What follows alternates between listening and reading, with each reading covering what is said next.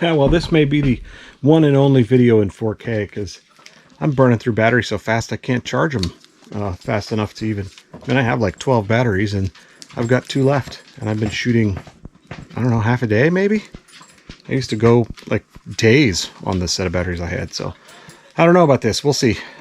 Maybe it'll look so amazing and I'll look so great that I'll just have to do it and buy more batteries, but we'll see what happens. Shamrock Creek.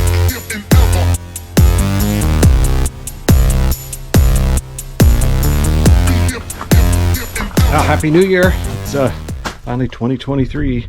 So we're back up here. Got a whole bunch of great stuff lined up this year to do. Lots of projects. We'll have more time than we had last year, but that's all right. We got did get a lot done last year. Some big things we need to get to this year, you know, along with working on the building, getting some of that finished up, and we got a lot of work to do out on the property itself, but that's waiting for some nicer weather. So we get projects like that going when we get a little bit better weather, but it's still pretty cold because early in the year, and the Northwest it stays chilly and wet for a while, probably through end of February, early March, and then it just gets, you know, 40s to 50s and raining a lot. But that's okay. We do get a lot of beautiful days up here. We've had really good success with solar this year. We'll go through that probably in another video. I'm going to do some updates to the system, so we'll be doing that in probably a couple months or so. Right now, the big thing is propane. So we have, as you can see, a bunch of the kitchen cabinet stuff installed. We got all that put in over Christmas. Unfortunately, I didn't shoot any video of that because I forgot and I was lazy and it didn't happen. And so here we are looking at it mostly done. We do have the countertops and everything and the sink, so we got to put all that in. One of the things we did pick up though over Christmas was the gas range. This is a Z-Line range. It's awesome. It comes built for natural or set up for natural gas, but it comes with all of the propane connection. I was able to convert all the burners in the oven and in the stove on top to propane because they come with natural gas. But the great thing about Z-Line is they package the propane burners with every stove they sell, so they're all easy to convert. Double check before you order one, but everyone I looked at had them with it. You also pop this piece out and flip the part inside around, which makes the regulator propane capable instead of natural gas, and then has electricity for the sparker, and it actually has a convection in it if you want to run the fan. So here's the model information that we got if you want to look it up. Pretty cool. And we heaved it up here, threw it in the back of the truck and brought it up, and it's in here ready to go. So with propane, one of the things we're going to do, there's a lot of ways to do this. You know, many people have a big giant tank. You know, you can have hundreds of gallons, if not thousands, whatever size tank you want, plumb that into everything, and then you have to have a company come up and fill that. Well, that's an option, and we could do that later. For now, we wanted to just keep it a much more simple thing, and that was to go with smaller tanks that we can get filled on our own. So 2 tanks we're going to put in today are just to run the gas range. The plan eventually is for, on the other end of the building is where the water heater and the incinerator toilet will go. At that point, we'll probably put in separate tanks for that. Now, I could run a gas line from this side all the way into the building to that side, and I might still do that. We've not decided yet, but when we get ready to do that project, we'll either tap off of the 2 we put in here, or we'll just add another pair down there. The other reason on this end, we are going to add a propane powered generator that does an auto start. That's just kind of a booster for the winter when we get those weeks where there's just no sun. And even though we don't use a lot of power and we have a good set of panels, we do hit every so often a point where it's pretty low. So that is a project for later this summer. We'll definitely do a video on that. I think people will be excited to see that. We've picked out a generator and everything. Since it's propane based, I wanted to separate it from the system over here. If you're not using propane or fuel to heat, gas to heat everything, your biggest consumer will be your burners for your stove. The water heaters don't use that much. The incinerator toilet doesn't use a whole lot. So the generator, it just depends on how often it runs, right? But it is set up that we wouldn't have to run it very often. So again, when we go to those projects, we will either extend off of these tanks and run lines down, and then if not, we'll put another set over here. The tanks we're using, so there's various sizes of tanks. Many of them are not mobile. You get above about a 40-pound tank and you're not moving it. Now the tank is 40 pounds empty. So when they're full, they're 60 to I think they're about 67 to 70, depending on how full they get. I think legally you can go to 86% or some number. Don't quote me on that. You'd have to look it up. But I just let the people that fill them to the right amount. But yeah, it was 60 to 70 pounds, which is about as heavy as we want to go to move them. We did fill these two up before we brought them up, and they weren't too bad to move. So these two are 40 pounds. Holds a little over 9 gallons, basically. A lot of propane in most states is calculated by weight, not gallons, but these are about 9 if they're completely full, so we figure they're 8 something. The next size down from this you've probably see a lot of, which is really that one you see on RVs. I believe those are 20-pound tanks and 7 gallons or so. And then obviously there's little shorties you use on your barbecue that you can throw in the exchange system at the gas station, or you can have filled. Those little guys I think are 5 gallon and 10 pound. I have to double check, but that's basically the mobile sizes. So we wanted to go with the biggest size that was easy to move, so that we can get the most out of them. How we're going to set this up is I've got 2 of these right now, and I have a regulator that has a switch on it, and I'll show that to you, which lets you direct which tank is being used at a time. If it's in the center, both tanks drain evenly. If you point it towards a tank, that's the tank that's running. The advantage of that, and this is what we do on our RV, and I think a lot of people do, is that it's very difficult to monitor how much propane's left in mobile tanks because they don't have floats inside them. The big giant tanks and the tanks in a lot of big Class A RVs, those big tanks have floats in them, and they can tell you pretty much exactly how much propane's in them. There are mechanisms, I have them on my RV, that they're magnetic. They stick to the bottom of the tank, and they can get pretty accurate. They're accurate enough. However, if you don't have that, or that's not working, or you're not paying attention, what you don't want to do is drain both tanks to the bottom, and then you're out of propane, and you're like, well, crap, now I got to go fill them. What you do is you keep one running. If you accidentally run it dry because you weren't paying attention, or the monitor broke or whatever, and you go, oh no, the propane's out, you run outside and you flip the switch and you've got another one, and then you can pull this one out when you have time and go get it filled. So you never run out and you're kind of screwed. You just run out and you got to have one filled. So bounce back and forth between them. I am going to plumb these down to some black steel pipe, into the building, and over to a valve where the range will be. So we're going to work on that right now. This is our first propane experiment. I think I have all the things to check for leaks and do all the right things. So let's see what happens, and hopefully we don't blow the whole place up. Boom! Yeah, big bada boom. Bada boom. So this is the side of the building where the gas range is. It'll go right behind that wall. We talked about building a structure here to store these tanks. And that was my plan. I was going to use some of that 2x3 lumber, and then, you know, use the same T111. And then when we end up putting lap siding or whatever on the building, we could side it, and started planning all that out. And I thought, man, what a whole bunch of work that, you know, I'd rather get something going that's going to work great. Then I remembered, hey, we used a resin shed to build a bathhouse, and it's been standing up for 2 years and it's worked perfectly. So why not use that again? So what we're going to attempt to do, and if this doesn't work out, we can easily change it. I can remove the tanks and do all the things to swap, to build something.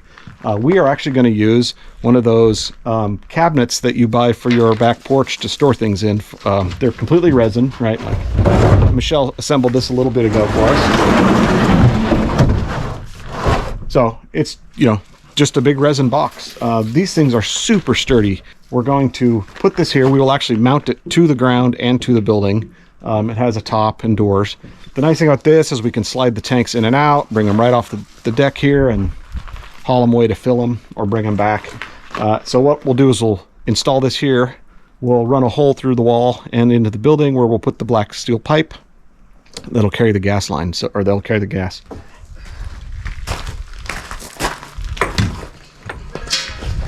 Look out, dog. Get out of the way.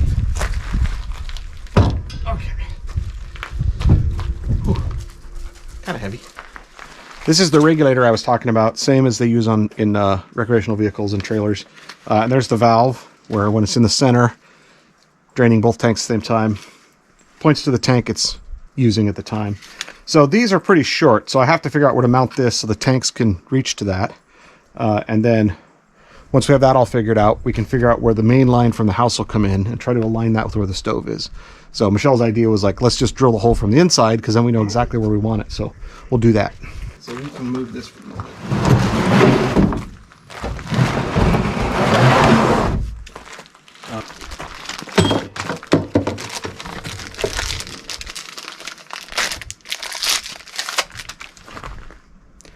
That's the black steel. It's called black steel or black galvanized steel. specific to gas lines.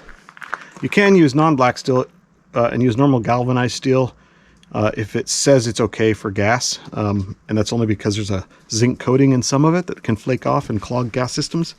But I did look, and they do specifically say on the galvanized ones if they're propane ready. But if you use black steel, you're good. Now I gotta find a drill bit this size, 1/2 inch.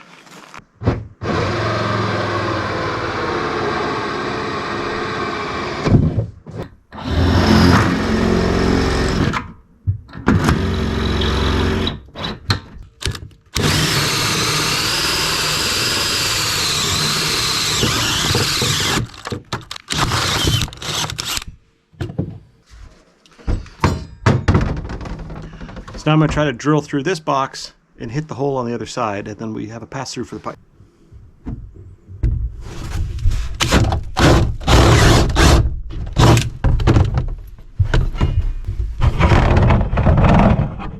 Nailed it!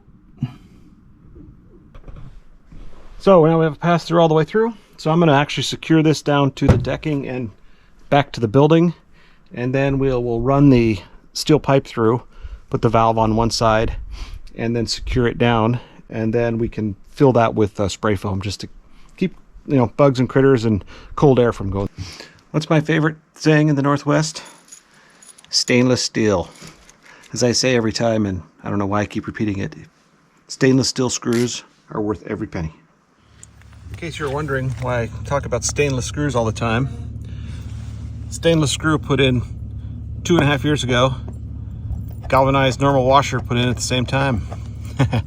Yay.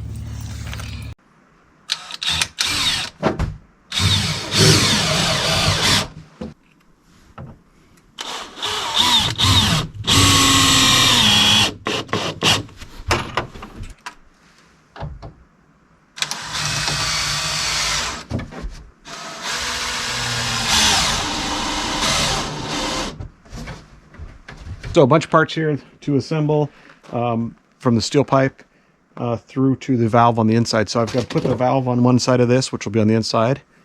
Here's the valve right here, shut off. And then on the outside here, I will adapt the steel pipe over to a flexible pipe right here, which will then run up to this guy here, which is only 3/8. These things are only 3/8, so we're running 1/2 inch, so I'm going to actually adapt it up to 1/2 inch through a coupling. Trying to minimize the number of connections, less leaks, right? And then we'll be using special tape on the threads that's for gas lines.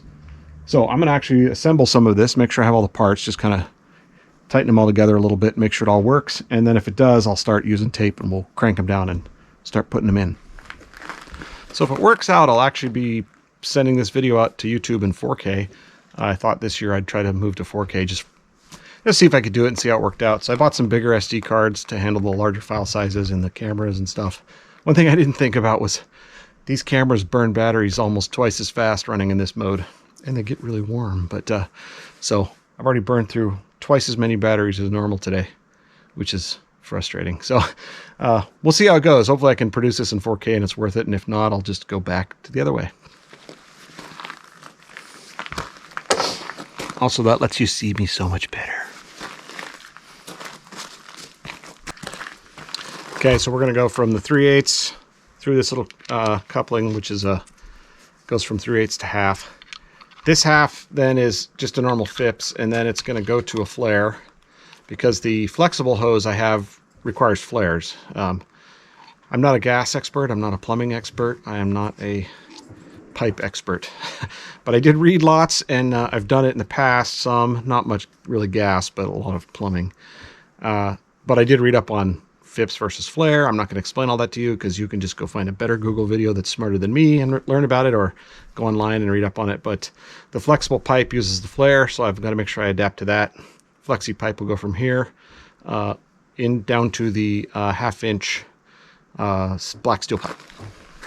So this guy then will actually fit in here. Like that. Boop. It's unfortunate because I could not find the piece to just get from here to here and not have to go through these junctions. I hate having more junctions, but we'll tape it up, seal it. We'll run a test on it, make sure it's not leaking, we'll go from there. And then I figure I'll check it for leaks, you know, a couple times a season just to make sure the change in temperatures and stuff don't cause it to have problems. When we're not here, the gas at the tank will be shut off. So one of our steps when we leave is to shut the actual tank off. So when we're not here, it can't possibly really leak that way. And then when we are here, you know, I can keep an eye on it, but it should be fine. And then on the flex pipe comes down to hook into the still pipe, it needs to go through a flare again, a flare fitting again. So couldn't find a female, of course, so I will actually couple this through here, through Phipps connections, into this guy. Maybe I can get it straight. And then on the inside, the other end of the pipe, it'll actually go into this 1/2-inch valve, which is Phipps.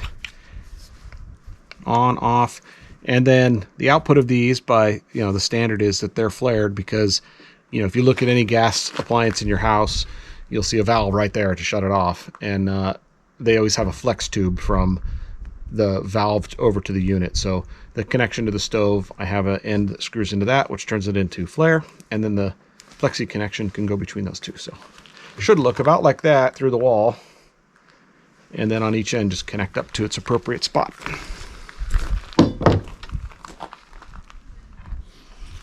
So two different types. They're pretty much exactly the same thing, different brands, I believe. Read both of them. They both do the same thing. So we're going to use the cool blue one with the orc on it.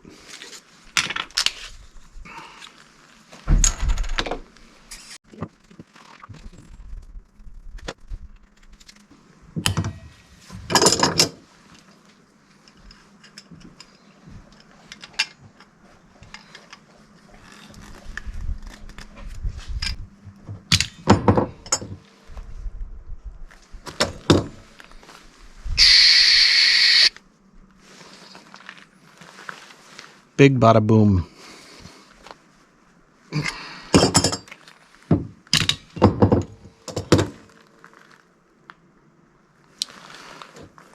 One thing I did read is you do not use tape on the flare ends because it will actually cause them to leak. So they're designed so that they butt right up against here in the flared end. So no tape on these. So now I'm going to take this, run it through from the other side, make sure it all is long enough, and then I'll find a way to, I've got some strapping so we can strap it down so it's nice and tight and doesn't move around. So we'll do that.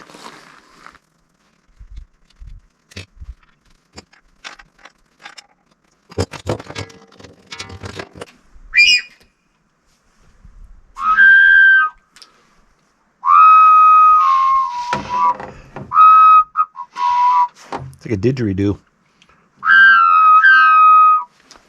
There we go. All the way through there to there. Now to test it, we're actually going to set this to just one tank on this side so that we don't have it leaking out on this side.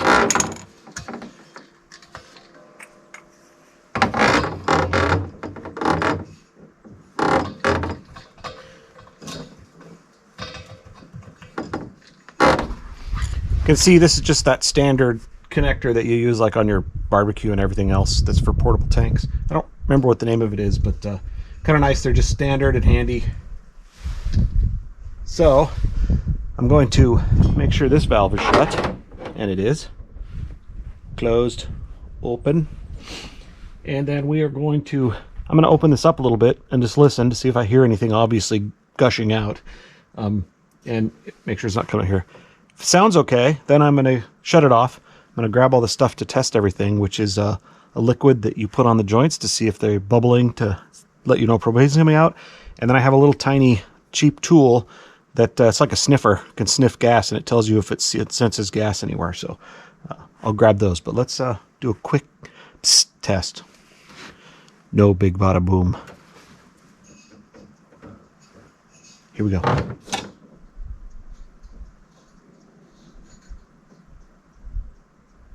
Tank is open.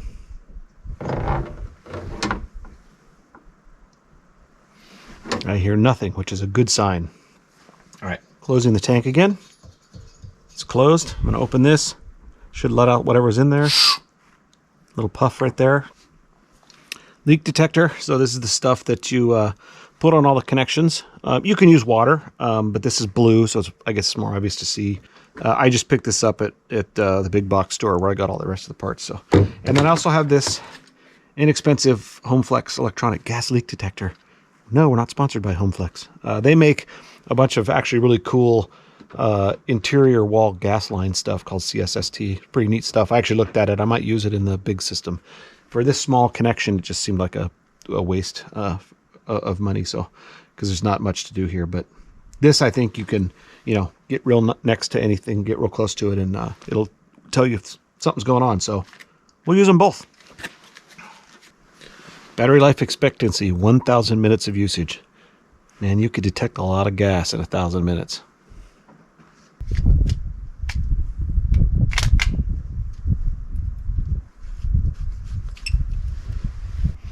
Calibrated in clean air. Take the cap off and try it again.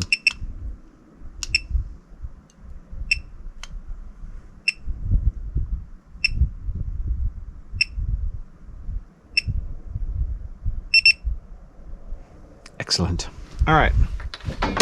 Valve is closed. Turn on the big valve. It's open.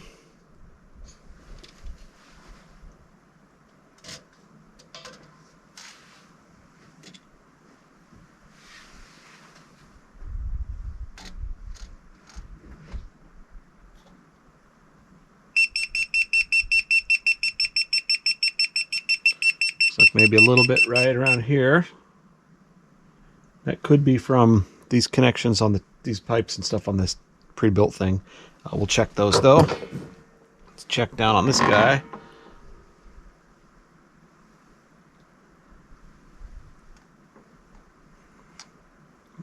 This thing doesn't see anything on the valve. As like I said, it's heavier than air, so if it is coming out up here and running down here, it might be where it picked it up at. But let's try it again. Seems a little bit happier. Let's this will be kind of handy because I think once I get it all installed and done, even though I've checked it all and it's all hooked up, I can check all these parts that have moved around a bunch while we installed it. So it's pretty cool. It was nice to see it work actually. All right, let's do the liquid test.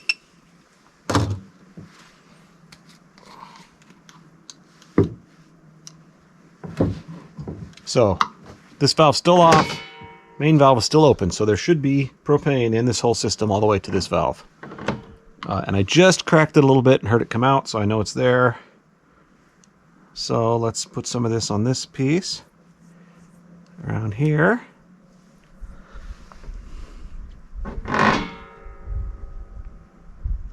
So I'm looking for bubbles or any white foaming, which that one looks great. Okay, let's come down to our union we made at the base down here. Got several connections here to check.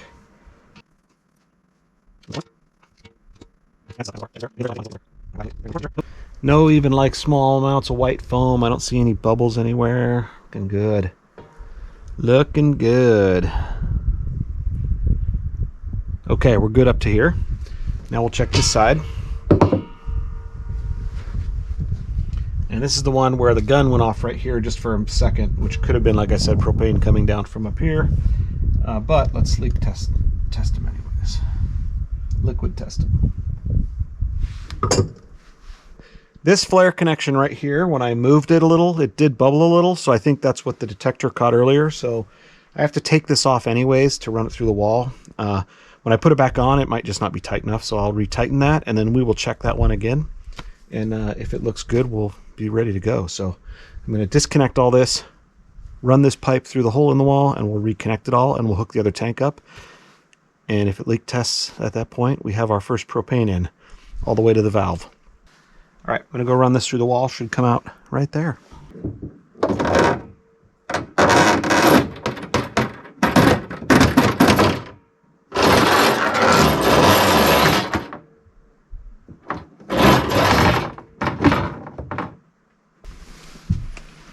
All right, I'll lock down on the other side.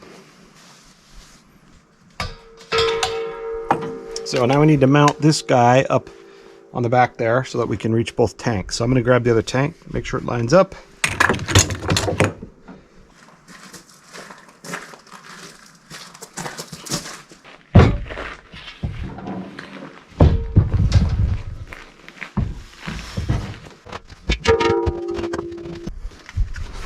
This bracket is made to mount onto that rod that comes with that whole stand and kit. But what I'm going to do is I'm just going to bend it flat and then use it to help secure this whole thing to the wall. And then these will point back out to the here, and you'll be able to reach in and adjust the valve.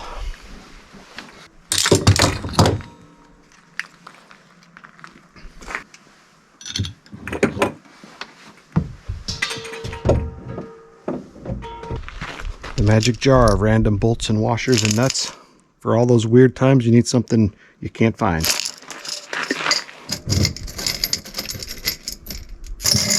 Something about like that.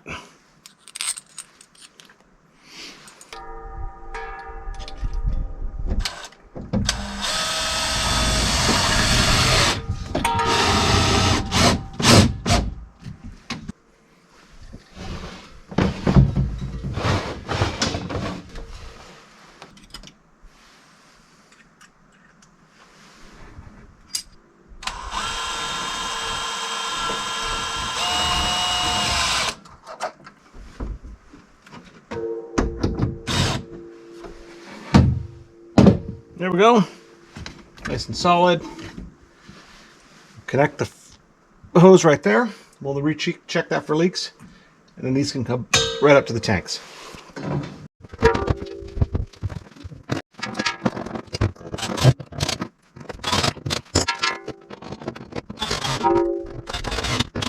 Not supposed to put any like 90s in this tube supposedly, so I just kind of tried to keep it all the slack up out of the way and keep gentle turns in it. So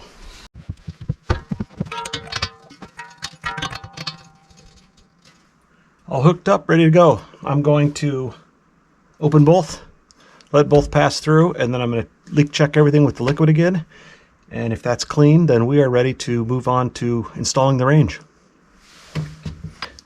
Completely done. All the way into the valve inside, no leaks.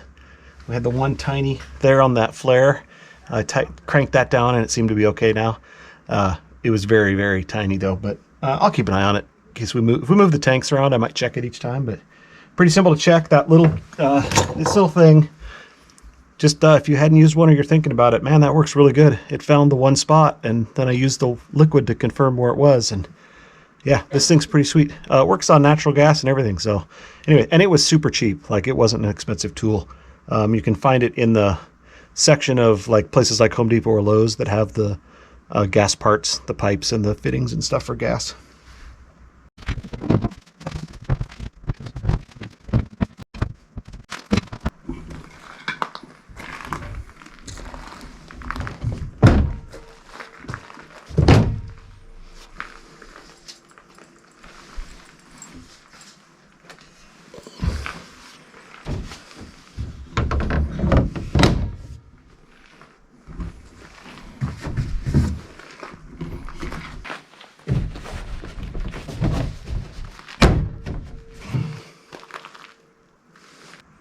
Thanks for watching. Again, I am not a propane expert. I am not a propane pro or gas pro, plumbing pro, none of that. But this is how I did it. Worked great. If you have any comments or ideas, please let me know. I'll probably modify my plans as we get to bigger propane things, like I mentioned, the generator and the incinerator toilet and stuff. But that's probably later this summer, so we'll come back to it then. Thanks for watching.